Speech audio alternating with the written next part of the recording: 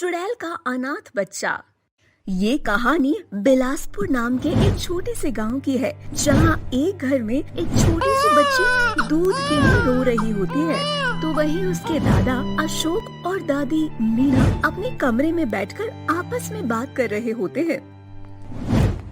एक मुसीबत से छुटकारा मिला नहीं कि दूसरी मुसीबत हमारे गले पड़ गई। अब तुम ही बताओ, इस बच्चे का क्या करें?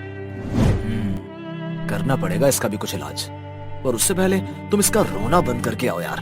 इसकी आवाज से मेरे कानों को तकलीफ पहुंच रही है। इसकी रोने की आवाज सुनकर ऐसा लग रहा है जैसे इसकी मरी हुई वो गरीब माँ फिर से हमारे सामने आकर खड़ी हो गई हो। मैं कहीं नहीं जा रही, मरती है तो मर जाए। इतना बोलकर मीना बाहर चली जाती है और अशोक भी किसी काम से बाहर चला जाता है। छोटी सी बच्ची भूख के मारे अपने बिस्तर पर पड़ी रो रही होती है। तभी जोर से हवा चलती है और बच्ची का रोना बंद हो जाता है। बच्ची किसी के साए को देखकर खिलखिला उठती है। अब कुछ देर बाद बच्ची हवा में उड़ने लगती है और सो जाती है। अशोक जब घर आता है तो वो देखता है कि बच्ची सो चुकी है। इसके बाद अशोक बोलता है, अभी तो ये गला फाड़ फाड़ कर रो रही थी, अब अचानक से ये शांत कैसे हो गई? इतना बोलकर अशोक अपनी बीवी को आवाज लगाता है। मीना जल्दी से वहाँ आती है। कहीं मर तो नहीं गई? अरे देखो मीना, ये अभी कितना गला फाड़ फाड़ कर रो रही थी और अब अचानक से चुप हो गई। कहीं ऐसा तो नहीं है कि ये भूख से मर गई हो? अरे मर जाएगी तो हमारे लिए ही अच्छा होगा ना। हम आराम से अपने बेटे की दूसरी शादी करवा पाएंगे, और वो भी किसी अमीर घर में। इतना बोलकर वो दोनों जोर जोर से हंसने लगते हैं। तभी एक बार फिर से बच्ची रोने लगती है।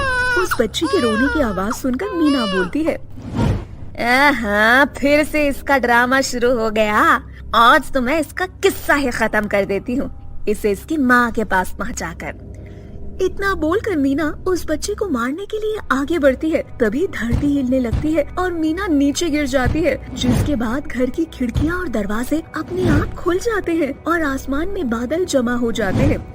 तेजी से बारिश होने लगती है और उन दोनों को एक चुड़ैल के हंसने की आवाज आती है। चुड़ैल उस बच्चे को अपनी गोद में ले लेती है।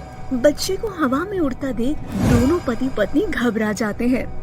ये क्या हो रहा है?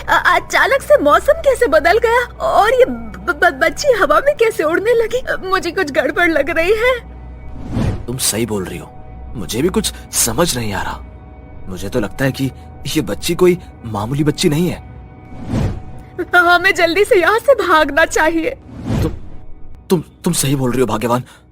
इतना बोलकर दोनों भागने लगते हैं कि तभी घर का दरवाजा बंद हो जाता है और चुड़ैल अपनी बच्ची को नीचे रखकर दोनों हाथ लंबे करती है और उन दोनों की गर्दन पकड़कर उन्हें हवा में लटका देती है और खुद उन दोनों के सामने आ जाती है।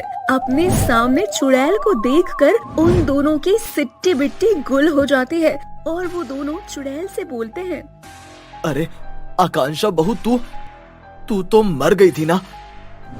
हाँ, मैं मर चुकी हूँ और मुझे मारने वाले तुम दोनों हो। तुम्हें क्या लगा कि तुम मुझे मारकर मेरी बच्ची को भी मार डालोगे? मैं ऐसा नहीं होने दूंगी। तुम मेरी बच्ची को मारो, उससे पहले मैं तुम्हारी जान ले लूंगी। अब चुड़ैल उन दोनों को मारने जा ही रही होती है कि तभी वहाँ उसका पति आनंद आ जाता है। अपनी बीवी को चुड़ैल के रूप में देखकर आनंद डर जाता है और बोलता है, माँ, पापा, आप लोगों ने तो बोला था कि आकांक्षा चोरी करके मुझे और मेरी बेटी को हमेशा के लिए किसी दूसरे लड़के के साथ भाग गई है, पर आकांक्षा तो मेरे सामने एक चुड़ैल के रूप में खड़ी है जो आप दोनों की जान लेना चाहती है। मुझे सच बताइए, ये सब कुछ क्या हो रहा है? मेरे यहाँ से जाने के बाद आप लोगों ने मेरी आकांक्षा के साथ क्या किया? आखिर वो आप दोनों को क्यों मारना चाहती है? बताती हूँ, सारा सच बताती हूँ। जल्दी बता कि किस तरह से तुम दोनों ने मेरी जान ली।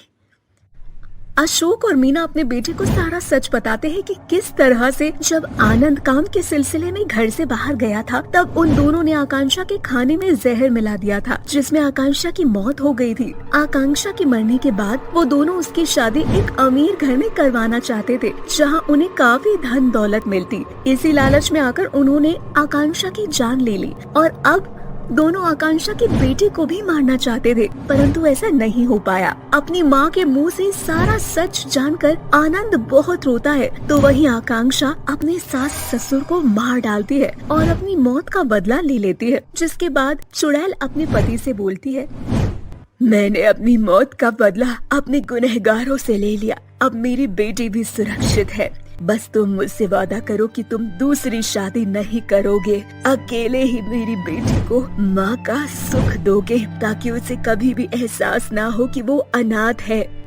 मैं तुमसे वादा करता हूँ आकांक्षा, मैं हमारी बेटी पर कभी भी दुख नहीं आने दूंगा।